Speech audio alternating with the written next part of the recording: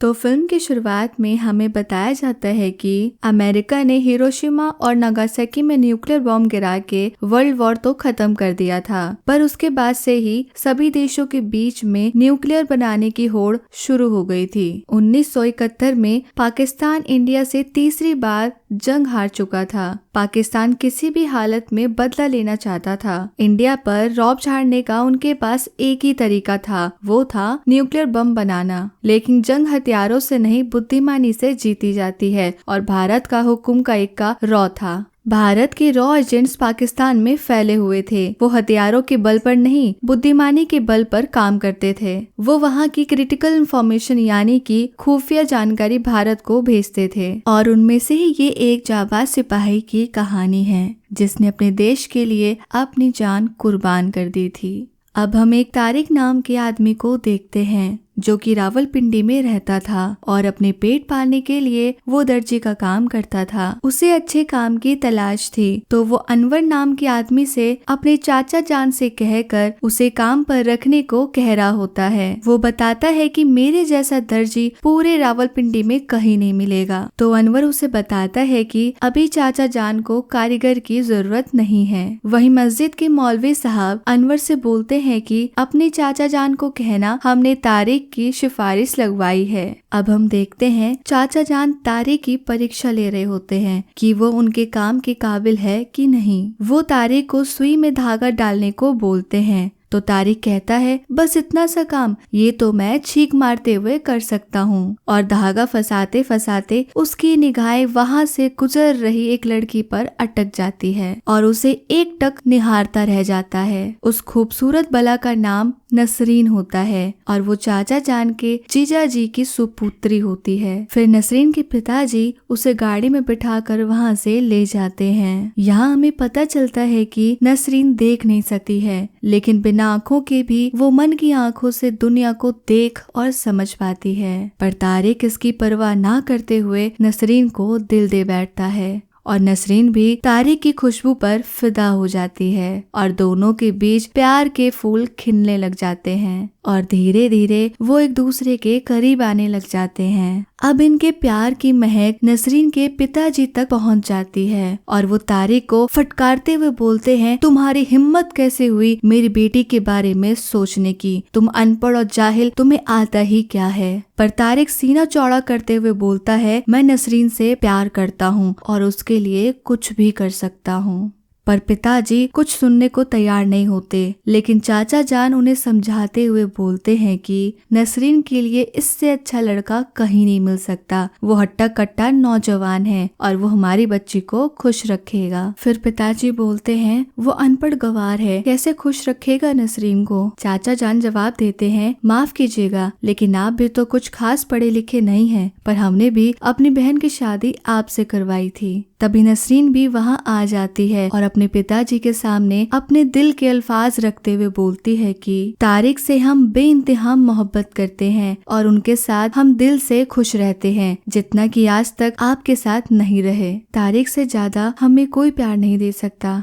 अब पिताजी ना चाहते हुए भी बेटी और चाचा के सामने झुक जाते हैं और खुशी खुशी प्यार के पंछी निकाह के बंधन में बन जाते हैं। अब कहानी यहाँ से 1974 में पहुँच जाती है, जहाँ हम देखते हैं कि न्यूक्लियर बम की रेस में आगे बढ़ते हुए भारत अपने पहले न्यूक्लियर टेस्ट में सफलता प्राप्त करती है। अब ये देखकर दुनिया भर में खलबली मचने लग जाती है, मानो गर्मा गर्म तेल में पानी के छींटे मार दिए हो। और सबसे ज्यादा तो हमारे पड़ोसी पाकिस्तान तेल की आग में झुलस रहे होते हैं और वो लोग भी न्यूक्लियर बम बनाने का फैसला करते हैं। इस कड़ी में आगे बढ़ते हुए जुल्फिकार अपने सरकारी कर्मचारियों के साथ गुफ्तगू करते हुए बताते हैं कि न्यूक्लियर बम के जरिए भारत हमें धमकी दे रही है, तो हमें भी उनको जवाब देना पड़ेगा। हम भी अपना न्यूक्लियर बम बनाएंगे, लेकिन इस बारे में किसी को थोड़ी सी भी भनक नहीं लगनी चाहिए। साथ ही हमें कुछ भी करके भारत के न्यूक्लियर बम परीक्षण पर बैन लगवाना होगा, ताकि वो हमसे आगे ना बढ़ पाए। अब ये वही बात हो गई चोर की दाढ़ी में तिनका। खुद चोरी करना चाहते हैं लेकिन सामने वाले को जेल करवाना है। इसी बीच खबर आती है कि पोखरान में एटॉमिक प्रोग्राम पर पूरी तरह से रोक लगा दी गई है। अब ये खबर सुनकर पाकिस्तान फूले नहीं समा रहे होते हैं। अब हम तारिक और नसरीन को देखते हैं जो अपने घर गृहस्थी में बहुत खुश नजर आ रहे होते हैं और उन दोनों की दुनिया को और खूबसूरत बनाने के लिए जल्दी एक नन्हा मेहमान आने वाला होता है। तारिक अपने बच्चे के बारे में सोचते हुए नसरीन के पेट पर हाथ फेरता है। तभी तारिक को उसका बचपन याद आ जाता है जहाँ उसके पिताजी आत्महत्या कर रहे होते हैं और कुछ लोग गद्दार गद्दार चिल्ला रहे होते हैं। यानी कि तारिक के पिताजी ने भारत के साथ गद्दारी की थी। भारत में रॉ के chief mister call Indira Gandhi को खबर देते हैं कि पाकिस्तान न्यूक्लियर बम बनाने की तैयारी कर रहा है, लेकिन कहाँ बना रहा है इसका खुलासा अभी तक नहीं हुआ है। ये खबर सुनते ही इंदिरा गांधी बोलती हैं वो हमें रोक करके खुद झंडा गाड़ना चाहते हैं जो हम होने नहीं देंगे। कुछ भी करके पता लगाओ कि वो कहाँ बना रहे हैं ताकि पूरी दुनिया के सामने उनका मुखौटा हट सके। तो कौल साहब बोलते हैं मेरे पास एक ऐसा खिलाड़ी है जो पाकिस्तान की पुंगी बजा सकता है और न्यूक्लियर फैसिलिटी का पता लगा सकता है। इसके बाद तारिक चुपके से दुकान के अंदर फोन पे बात कर रहा होता है। यहाँ उनकी बातों से पता चलता है कि तारिक भारत का रॉ एजेंट है जिसका असली नाम है अमनदीप पाल सिंह और फोन के उस पार शर्मा जी होते हैं जो पाकिस्तान में मौजूद सभी जासूसों को हैंडल करते हैं। शर्मा जी तारिक को बताते हैं कि पोखरा में हमने दिवाली मनाई थी तो पाकिस्तान भी दिवाली मनाने की तैयारी में है, तो तुम पता करो कि वो पटाखा कहाँ फोड़ने वाले हैं। साथ ही शर्मा जी तारिक को ताना मारते हुए कहते हैं वैसे तो तेरे से कुछ उम्मीद नहीं है पर पता नहीं हेडमास्टर को तुझ में क्या दिखता है। दरअसल तारिक के पिताजी ने भारत के साथ गद्दारी की थी और उनकी गलती की सजा तारिक को मिल रही थी। इस मिशन का नाम मिशन मजनू रखा जाता है और तारिक अपने काम पर लग जाता है। इसके बाद कौल साहब और एक ऑफिसर की बातचीत चल रही होती है। वो ऑफिसर बोलता है कि आपने अमनदीप को क्यों चुना, वो एक गद्दार का बेटा है तो उस पे भरोसा करना मुश्किल है। तो कौल साहब सफाई देते हुए बोलते हैं कि अमनदीप एकेडमी हिस्ट्री का सबसे होनहार स्टूडेंट था। वो चाहता तो नाम बदलकर अपनी जिंदगी आराम से जी सकता था, लेकिन उसने अपनी जिंदगी देश के नाम कर दी, इसलिए मुझे उस पर पूरा भरोसा है। फिर तारिक एक ढाबे पे जाता है जहाँ वो असलम नाम के दूसरे रॉ एजेंट से मिलता है। वो तारिक को मिशन मजनू के लिए कुछ पैसे और बंदूक देता है, पर तारिक बंदूक वापस देते हुए बोलता है मेरा काम करने का तरीका अलग है तो बंदूक तुम ही रखो। शर्मा जी तारिक पर भरोसा नहीं करते थे तो वो असलम से कहते हैं तारिक पर नजर रखना, उसने कोई भी गड़बड़ की तो उसे सीधे गोली मार देना। तो असलम तारिक पर नजर रखने लग जाता है। दुकान में चाचा पुलिस यूनिफॉर्म्स पैक कर रहे होते हैं तो तारिक बोलता है चाचा मैं पहुंचा देता हूँ और रास्ते में जाते हुए तारिक ब्रिगेडियर के यूनिफॉर्म की बटन तोड़ देता है। थोड़ी देर बाद चाचा के पास ब्रिगेडियर साहब का कॉल आ जाता है और वो भड़कते हुए बोलते हैं दोनों यूनिफॉर्म्स के बटन टूटे हुए हैं, तुम लोग को काम नहीं आता है तो काम क्यों लेते हो। तो तारिक चाचा को बोलता है मैं जाके बटन लगा दूंगा और उनसे माफी भी मांग लूंगा। तारिक को बस एक मौका चाहिए था ब्रिगेडियर साहब से बातचीत करने का, क्योंकि उसे जानना था कि न्यूक्लियर बम बन रहा है कि नहीं और बन रहा है तो कहाँ पे बन रहा है। तारिक ब्रिगेडियर के सामने भारत की बुराई और पाकिस्तान की वाहवाही करके उनको अपने जाल में फंसा लेता है और बातों ही बातों में ब्रिगेडियर साहब सारी बातें बता देते हैं कि पाकिस्तान भी न्यूक्लियर बम बनाने की तैयारी कर रहा है, लेकिन ये नहीं बताते हैं कि किस लोकेशन पे। वहीं भारत में इमरजेंसी लगने के बाद लोगों को बहुत दिक्कतों का सामना करना पड़ता है, तो आक्रोश आने की वजह से इंदिरा गांधी भारी मतों से हार जाती हैं और उनके पद पर मोरारजी देसाई का कब्जा हो जाता है। तो नए प्रधानमंत्री देसाई जी कौल साहब को ऑर्डर देते हैं कि जितने भी सीक्रेट मिशंस चल रहे हैं उसे बंद कर दिया जाए, क्योंकि उससे पैसों के साथ साथ पड़ोसी मुल्क से रिश्ते भी खराब हो रहे हैं। कौल साहब उन्हें समझाने की कोशिश करते हैं कि पाकिस्तान गैर कानूनी तरीके से न्यूक्लियर बम बनाने की तैयारी में है। हमारी जानकारी के चलते इसराइल भी उनके न्यूक्लियर फैसिलिटी को ढूंढकर तबाह करने की तैयारी में है। अगर हमने पाकिस्तान को नहीं रोका तो वर्ल्ड वॉर 3 भी हो सकता है, जिसका परिणाम बहुत बुरा होगा। ऊपर से हमें तो पाकिस्तान खुलेआम धमकी देता है। लेकिन प्रधानमंत्री जी अपनी बातों पे अड़े रहते हुए बोलते हैं, ये मुद्दे शांति से बातचीत करके सुलझाए जा सकते हैं, तो सारे मिशन आज की आज बंद कर दिए जाएं।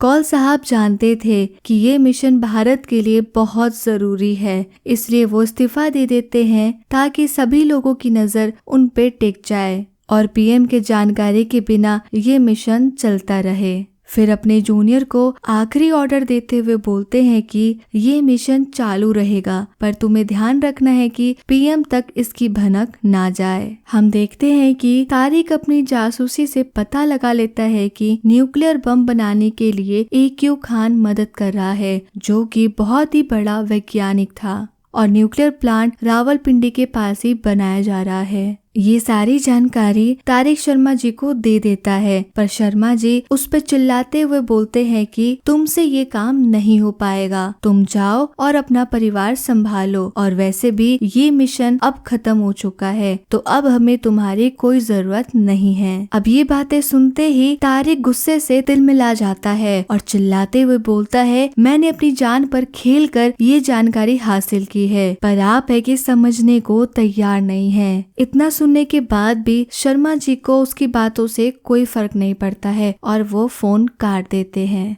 तारिक दुकान से निकल ही रहा होता है, तभी नसरीन के पिताजी वहां आ जाते हैं, तो तारिक घबरा जाता है। उसे लगता है कि उन्होंने उसकी सारी बातें सुन ली है, लेकिन पिताजी ये समझते हैं कि तारिक का किसी और लड़की के साथ चक्कर चल रहा है, तो वो धमकाते हुए बोलते हैं, मैं नसरीन को सारी बातें बता दूंगा। वहीं दूर खड़ा असलम भी ये सब देख रहा होता है और उसे भी ऐसा प्रतीत होता है कि पिताजी को उनका सच का पता चल गया है। तो असलम जी ये बात जा करके फौरन शर्मा जी को बता देते हैं। अब शर्मा जी तारिक से नफरत की आग में जल रहे होते हैं, तो वो असलम को तारिक को मारने का ऑर्डर दे देते हैं। अब असलम शर्मा जी की बातों को मानते हुए तारिक के घर पहुंच जाता है और गोलियों की बरसात कर देता है। कहने के लिए पाकिस्तान लोकतंत्र देश था, लेकिन असल में वहाँ मिलिट्री का राज था। जनरल जियाउल हक पाकिस्तान आर्मी के बहुत ही शातिर और कट्टरवादी सोच के थे। वो सीधे अपने फौज के साथ प्रधानमंत्री आवास में जा पहुंचते हैं और उनके हाथ में हथकड़ी लगा देते हैं। वो बोलते हैं कि आपको भ्रष्टाचार और पैसे का गबन करने के जुर्म में गिरफ्तार किया जाता है और देश को अपनी उंगली पर नचाने के लिए तैयार हो जाते हैं। इसके बाद हम देखते हैं कि असलम ने तारिक को नहीं मारा था, बल्कि नसरीन के पिताजी को मार डाला था। असलम को तारिक पर पूरा भरोसा था कि तारिक जो भी कर रहा है सही कर रहा है, इसलिए उसने शर्मा जी की बात ना मानते हुए पिताजी को मार डाला ताकि तारिक की असलियत बाहर ना जाए। पर पिताजी को इस बारे में कुछ नहीं पता था। असलम ने जल्दबाजी में बेगुनाह को मार दिया था, जो कि गलत था। अब एक ब्रिज पे तारिक असलम को मारते हुए बोलता है, तुमने बेवजह पिताजी को मार दिया, उन्हें इस बारे में कुछ भी नहीं पता था। इतने में मौलवी साहब वहां आ जाते हैं और तारिक पर बंदूक तान देते हैं। यहाँ खुलासा होता है कि मौलवी साहब भी रॉ एजेंट है। वो पिछले 9 साल से पाकिस्तान में मौलवी बनकर घूम रहे हैं। उनका असली नाम रमन सिंह है और वो एक सीनियर फील्ड ऑफिसर है। वो बताते हैं कि शर्मा ने तुम्हें मारने का ऑर्डर दिया था, लेकिन असलम ने तुम्हें चुना और तुम्हारी जान बचाई, तो तुम्हें इसका शुक्रिया करना चाहिए, ना कि इसे मारना चाहिए। यहाँ अब ये तीनों एक साथ मिल जाते हैं और मिशन पे जुट जाते हैं। वहीं NF संतोष, जो कि रॉ के नए चीफ होते हैं, उन्हें खबर मिलती है कि पाकिस्तान की न्यूक्लियर फैसिलिटी क्वेटा में है और इसराइल जल्दी हमला करके वो जगह तबाह तबाह करने वाली है। तारिक अपने मिशन में दिलो जान से व्यस्त होता है तो वो नसरीन की देखभाल अच्छे से नहीं कर पाता है। साथ ही पिताजी की मौत का कसूरवार वो खुद को समझता है, जिस वजह से वो नसरीन से दूर भागने लग जाता है। तो वो फैसला करता है कि वो नसरीन को चाचा जान के यहाँ छोड़ देगा ताकि वहाँ उसकी देखभाल अच्छे से हो सके और वो मिशन पे फोकस भी कर सके। अब जनरल जियाउल हक पाकिस्तान के नए प्रधानमंत्री बन जाते हैं तो वो अपना मुखौटा लगाते हुए सभी देश के प्रधानमंत्री से प्रेम भरी बातें करते हैं ताकि वो सबसे दोस्ती कर ले और उनके मिशन के बारे में किसी को कानो कान खबर ना मिले। अब तीनों जासूस एक साथ मिलकर न्यूक्लियर फैसिलिटी की छानबीन शुरू कर देते हैं और पाकिस्तानी ऑफिसर की वर्दी पहनकर एक ट्रक की तलाशी लेते हैं, जहां उन्हें मालूम पड़ता है कि वो बहुत सारे जैकेट सप्लाई कर रहे हैं और वो जैकेट आम जैकेट नहीं थे, यानी कि किसी खास मिशन के लिए उसे बनवाया गया था। बहुत बार पूछने के बावजूद ड्राइवर अपना मुंह नहीं खोलता है कि वो ट्रक लेकर कहाँ जा रहे थे। तो मौलवी साहब एक तमाचा मारते हैं, जिसके बाद ड्राइवर कांपते हुए बोलता है, हम कहूटा जा रहे थे। इंडिया के बॉर्डर के पास पड़ता है तो पाकिस्तान ने जानबूझकर ऐसी जगह चुनी जहां किसी की नजर ही न जाए और हुआ भी यही था। अब हम देखते हैं जासूसी जारी रखते हुए तीनों लोग कहूटा पहुंच जाते हैं। यहाँ पर हर तरफ आर्मी ऑफिसर्स घूम रहे होते हैं। असलम और तारिक उनकी नजरों से बचते हुए न्यूक्लियर फैसिलिटी की ओर पहुंच जाते हैं। तारिक वहाँ की फोटो खींचने वाला होता है कि तभी वहाँ एक आर्मी ऑफिसर आ जाता है और उनकी तलाशी शुरू कर देता है। तलाशी से बचने के लिए तारिक ऑफिसर को बताता है कि हमारी बकरी खो गई थी, जिसे हम ढूंढते ढूंढते यहाँ पहुँच गए और वो बकरी लेकर के वहाँ से जैसे तैसे चले जाते हैं। फिर वो तीनों शर्मा जी को कॉल करते हैं और बताते हैं कि न्यूक्लियर फैसिलिटी क्वेटा में नहीं है बल्कि कहूटा में है। पर शर्मा जी बात काटते हुए बोलते हैं, मैंने मिशन बंद करने के लिए कहा था तो तुम्हें एक बार में बात क्यों नहीं समझ में आती है।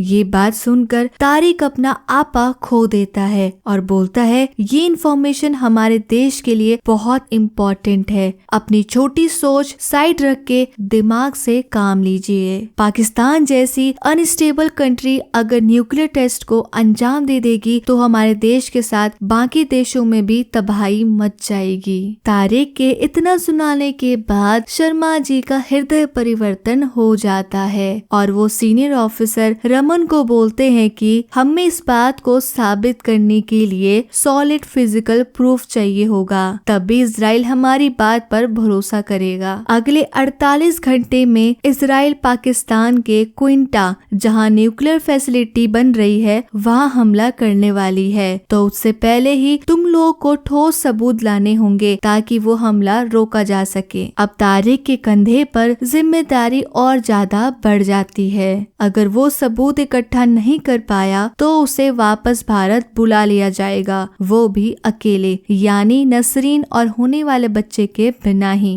तारिक अपने दिमाग के घोड़े चलाते हुए सोचता है कि पूरे कहूटा में एक ही नाई की दुकान है तो सारे आर्मी वाले यहीं आते हैं जो न्यूक्लियर फैसिलिटी में काम कर रहे थे, यानी कि न्यूक्लियर फैसिलिटी में रेडिएशन ज्यादा रहता है जिस वजह से वो बालों पर रह जाता है। इसलिए तारिक नाई की दुकान पर जाता है और आर्मी के बालों को चुराने में कामयाबी हासिल कर लेता है। यहाँ तारिक के पास एक और चुनौती होती है कि 48 घंटे से पहले ही उससे इन बालों को भारत पहुँचाना था। तो तारिक समझौता एक्सप्रेस पहुंच जाता है, लेकिन वहां पर ऑफिसर्स पासपोर्ट चेक कर रहे होते हैं। फिर तारिक एक लड़के का पासपोर्ट चुरा लेता है और सर पे पगड़ी पहन लेता है, क्योंकि पंजाबियों की पगड़ी पे कोई हाथ नहीं लगा सकता क्योंकि ये उनकी शान होती है। अब ऑफिसर चेकिंग के दौरान तारिक को पगड़ी उतारने के लिए बोलते हैं तो तारिक हल्ला करते हुए सारे पंजाबियों को इकट्ठा कर लेता है और सब ऑफिसर पे चढ़ जाते हैं कि तुम्हारी हिम्मत कैसे हुई हमारी पगड़ी को छूने की। तो ऑफिसर्स मौके की नजाकत देखते हुए तारिक को अंदर जाने देते हैं। इसके बाद तारिक बालों के पाउच को एक औरत के बैग में डाल देता है। इसी बीच स्टेशन पे मौजूद आर्मी ऑफिसर्स को खबर मिलती है कि कोई पगड़ी पहना हुआ आदमी गैर कानूनी तरीके से ट्रेन में घुस गया है। तो ऑफिसर्स ढूंढते ढूंढते तारिक तक पहुंच जाते हैं और उसका पीछा करने लग जाते हैं। तारिक एक्शन का जलवा दिखाते हुए पाकिस्तानी चेलों को पिछाड़ देता है और वो अपनी मंजिल तक पहुंच जाता है। फिर वो सीधे शर्मा जी को कॉल करता है और उनको बोगी नंबर और सीट नंबर बताता है जिसके बैग के अंदर उसने बालों का गुच्छा रखा था। भारत में एजेंट ट्रेन का इंतजार कर रहे होते हैं और ट्रेन के आते ही आंटी के बैग की तलाशी होती है और वो बैग का पाउच लेकर के वहाँ से चले जाते हैं और आंटी देखती रह जाती हैं। फिर बालों का लैब में टेस्ट करवाया जाता है तो उसमें रेडिएशन का लेवल बहुत ही हाई पाया जाता है जो कि किसी न्यूक्लियर साइट पर ही मिल सकता था। तो ये पक्का सबूत था कि न्यूक्लियर फैसिलिटी क्वेटा में नहीं कहूटा में किया जा रहा है। अब 48 घंटे बीत चुके थे और क्वेटा में इजराइल हमला करने के लिए तैयार थी। यहाँ तक कि उन्होंने अपना जेट भी रवाना कर दिया था। लेकिन रॉ के नए चीफ संतोष जी इजराइल में खबर पहुँचाते हैं कि क्वेटा में न्यूक्लियर फैसिलिटी नहीं बनाई जा रही है तो आप अपना हवाई हमला रोक दीजिए। तो इजराइल अपना हमला रोक देती है और अपने जेट को वापस बुला लेती है। अब इस मिशन के बारे में प्रधानमंत्री मोरारजी देसाई को पता चल जाता है और वो गुस्साते हुए बोलते हैं कि जब मैंने मिशन बंद करने को कह दिया था तो तुम लोगों ने क्यों चालू रखा। संतोष जी प्रधानमंत्री से विनती करते हैं कि कहूटा में हमला कर देना चाहिए ताकि वो लोग न्यूक्लियर बम ना बना सके। लेकिन प्रधानमंत्री जी महात्मा गांधी जी के मार्गदर्शन पर चलते थे इसलिए वो अहिंसा में बिलीव करते थे। तो वो साफ इनकार कर देते हैं कि हमारी तरफ से कोई भी हमला नहीं होगा क्योंकि वो है तो हमारा पड़ोसी मुल्क ही। अब शर्मा जी को अपनी गलतियों का एहसास हो जाता है और वो तारिक से माफी मांगते हुए कहते हैं कि फोन के पीछे बैठकर मुझे लगता था कि मैं ही सबसे बड़ा देशभक्त हूँ। कभी ऑर्डर झाड़ दिए तो गाली दे दी, किसी को गद्दार कह दिया तो किसी को पाकिस्तानी और बस हो गई मेरी देशभक्ति पूरी। लेकिन आज तुमने समझा दिया कि देशभक्ति खून में नहीं रूह में होती है। बोलने वाले तो बहुत मिलेंगे लेकिन निभाने वालों को मेरा सलाम। तुम्हारे इतिहास का तो नहीं पता लेकिन मेरे बच्चे आगे चलकर जरूर याद करेंगे कि अमनदीप अजीतपाल सिंह कौन था। शर्मा जी की ये बातें सुनकर तारिक बहुत ही खुश हो जाता है और उसकी आंखों से आंसू निकल आते हैं। सालों से उसके सर पर गद्दार बाप का थप्पा था जो आज उसने हटा दिया था। उसने साबित कर दिया कि वो एक असली देशभक्त है और अपने देश के लिए वो अपनी जान भी न्यौछावर कर सकता है। अब प्रधानमंत्री देसाई के सामने जनरल का मुखौटा हट जाता है तो वो सीधे उन्हें कॉल करते हैं और बोलते हैं कि न्यूक्लियर फैसिलिटी आप जहां भी बना रहे हैं उसे अभी के अभी बंद कर दीजिए। आप लोग हमेशा हमसे जंग हारते आए हैं तो हमें हमला करने में समय नहीं लगेगा और अगर आपने ऐसा नहीं किया तो मैं पूरी दुनिया के सामने आपका ये सच का खुलासा कर दूंगा। अब जनरल भीगी बिल्ली बन जाते हैं और अपने चुन्नू मुन्नू यानी कि अपने अफसर्स को न्यूक्लियर फैसिलिटी बंद करने का ऑर्डर दे देते हैं। वो बताते हैं कि इजराइल को सही लोकेशन का पता चल चुका है, अगर 15 मिनट में हमने ये बंद नहीं किया तो यहाँ तबाही हो सकती है। जनरल को पता लग जाता है कि पाकिस्तान में भारत के रॉ एजेंट्स छुपे हुए हैं जिन्होंने ये जानकारी भारत तक पहुंचाई थी। तो वो अपने ऑफिसर्स को सारे कॉल रिकॉर्ड्स चेक करने के लिए बोलते हैं जो पिछले 2 हफ्तों में दिल्ली ट्रांसफर हुई थी। अब पाकिस्तान की आर्मी, खुफिया एजेंसी, ISI के एजेंट्स ये सभी लोग मिल करके उन सभी लोगों को मारना शुरू कर देते हैं जिन्होंने 2 हफ्तों में दिल्ली कॉल पे बात की थी। इसी बीच असलम की जान चली जाती है। वहीं तारिक भी मिशन पूरा कर देता है तो वो फैसला करता है कि नसरीन के साथ दुबई शिफ्ट हो जाएगा। तो वो नसरीन को बताता है कि दुबई में मेरी नौकरी लग गई है तो अब हम वहाँ पर आराम से रहेंगे। रमन जी यानी कि मौलवी साहब वो ढाबे पे जाते हैं तो वो असलम को मरा हुआ पाते हैं जिससे वो समझ जाते हैं कि अब उनकी भी बारी आने वाली है। तो वो तारिक को बताते हैं कि हम लोग इंडिया वापस चलते हैं, यहाँ से बॉर्डर नजदीकी है। लेकिन तारिक कहता है कि भारत हो या पाकिस्तान,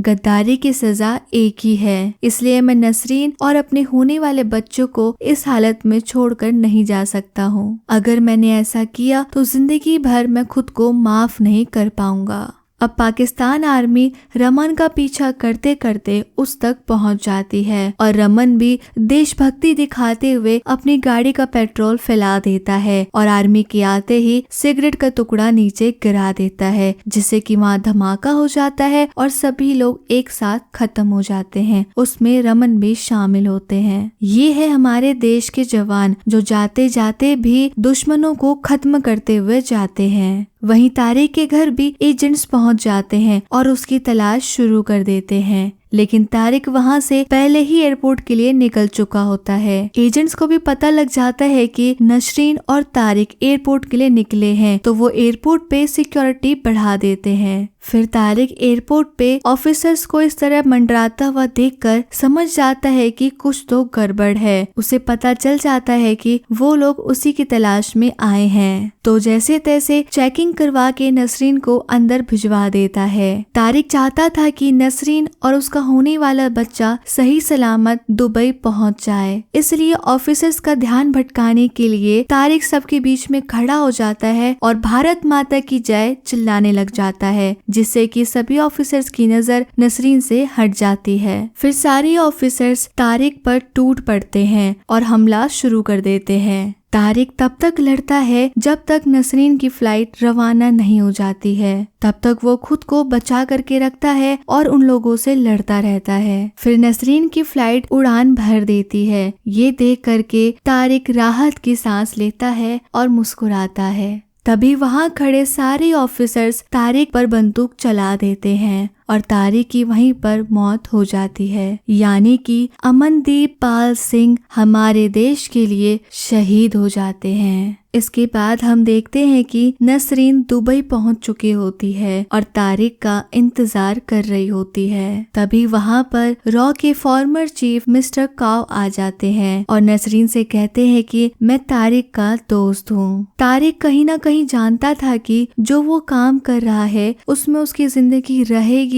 या नहीं रहेगी, इसकी कोई भी गारंटी नहीं है। इसलिए उसने नसरीन के लिए एक चिट्ठी लिखी थी जो उसने मिस्टर काव को पहुंचा दी थी। चिट्ठी में लिखा होता है कि अगर ये चिट्ठी मिस्टर काव पढ़ रहे हैं, इसका मतलब ये है कि मैं इस दुनिया में नहीं रहा। तुम हमेशा मुझसे कहती थी कि मैं कुछ बातें दिल में छुपा कर रखता हूँ, जिसके लिए आज मैं तुमसे माफी मांगता हूँ। मैंने तुमसे सच्ची मोहब्बत की है, लेकिन कुछ बातें अपने फर्ज से मजबूर होकर तुम्हें कभी नहीं बता पाया, पर आज मैं बताना चाहता हूँ कि मेरा नाम अमनदीप सिंह है और मैं एक हिंदुस्तानी हूँ। इतना बड़ा सच जानने के बाद नसरीन के पास रोने के सिवाय कुछ भी नहीं होता। वो बस फूट फूट कर रोने लग जाती है। इसके बाद हमें बताया जाता है कि भारतीय एजेंट्स की कुर्बानियों की वजह से दुनिया के सामने पाकिस्तान का पर्दा फाश हो जाता है और न्यूक्लियर फैसिलिटी का खुलासा हो जाता है। इसके बावजूद जनरल जिया इस बात से लगातार इनकार करते रहे, लेकिन सच छुपाए नहीं छुपता। इसलिए 2004 में वैज्ञानिक AQ खान ने कबूल किया कि उन्होंने पाकिस्तान से नॉर्थ कोरिया और ईरान को न्यूक्लियर टेक्नोलॉजी बेची थी और बेचारे पाकिस्तान वाले अगले 20 साल तक न्यूक्लियर टेस्ट नहीं कर पाए थे। 1998 में भारत ने प्रधानमंत्री श्री अटल बिहारी वाजपेयी के नेतृत्व में अपना दूसरा न्यूक्लियर टेस्ट पूरा किया और सब कॉन्टिनेंट का सबसे बड़ा न्यूक्लियर पावर बन गया। और आखिर में एक लाइन बोली जाती है कि हमारा तिरंगा हवा से नहीं, शहीदों की आखिरी सांसों से लहराता है। और फिर हमारे देश के जाबाज सिपाहियों की कुर्बानी की कहानी बताते हुए मूवी का अंत हो जाता है। और देश के उन जवानों को मेरा सलाम जिन्होंने अपनी जान की परवाह ना करते हुए अपनी जान देश के नाम कर दी। साथ ही उन तमाम लोगों को जो हमारे देश के लिए अपनी जान तक जोखिम में डाल देते हैं। सरहद पार हमारे लिए अपनी जान तक देने को तैयार रहते हैं और हम यहाँ आराम से सांस लेते हैं। आप लोगों से बड़ा देशभक्त कोई नहीं हो सकता। तो आप लोगों को मेरा सलाम। तो ये था एक्सप्लेनेशन मिशन मजनू का। आपको मेरी वीडियो और ये फिल्म कैसी लगी कमेंट करके जरूर बताएं। तब तक के लिए धन्यवाद। जय हिंद।